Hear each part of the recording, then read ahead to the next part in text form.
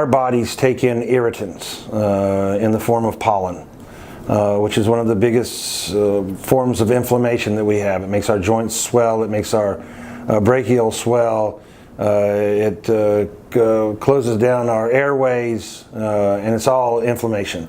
So systemically, if your body had small amounts of these irritants, then over time your body learns how to not be inflamed and not be basically attacked by these pollens and these irritants that come in. So Manuka honey, okay, most expensive honey on this planet because the bees pollinate this plant called the tea tree. There is medicinal quality there, there's a lot of zinc, there's a lot of copper. But the pollen is from 3,000 miles away, which is a pollen that we never have and we never get to. And so it really has no effect other than the zinc and the copper that's inside the honey, because the pollen that's inside there doesn't help where you stand. So where you stand and what you breathe into your lungs is what makes your body inflame and is what makes your body basically feel like you have the flu. That's one of the reasons you have joint aches and leg pain and all these other things, because of pollen. And people say, I have cedar fever, I have hay fever, I have whatever. And what you have is inflammation caused by these pollens.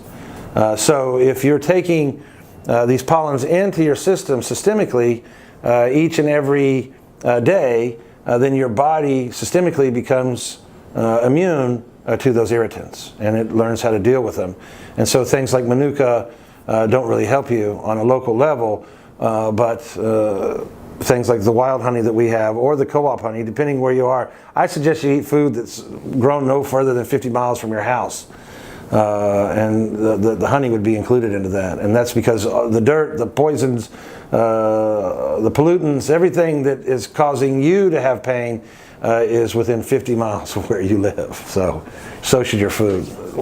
We've had our wild honey tested for things like heavy metals and toxins, et cetera, et cetera. And we have, I think Manuka honey is 0.3 parts of zinc, and ours is theirs is 1.3 and ours is 1.9. So we have a much higher zinc level in our wild Texas honey.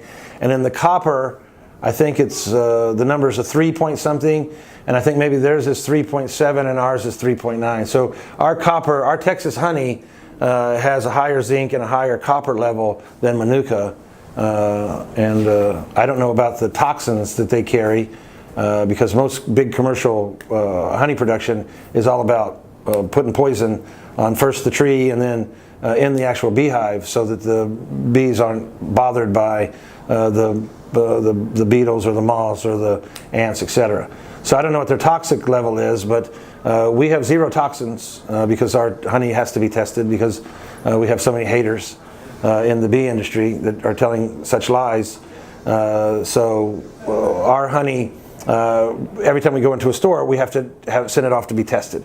So they have to test a random batch to see what toxins are in there and what heavy metals are in there. And because of that, we know that our product is better than Manuka, because it has a much higher level of zinc and a much higher level of copper in it. And all of its pollens are from 50 miles from where you live.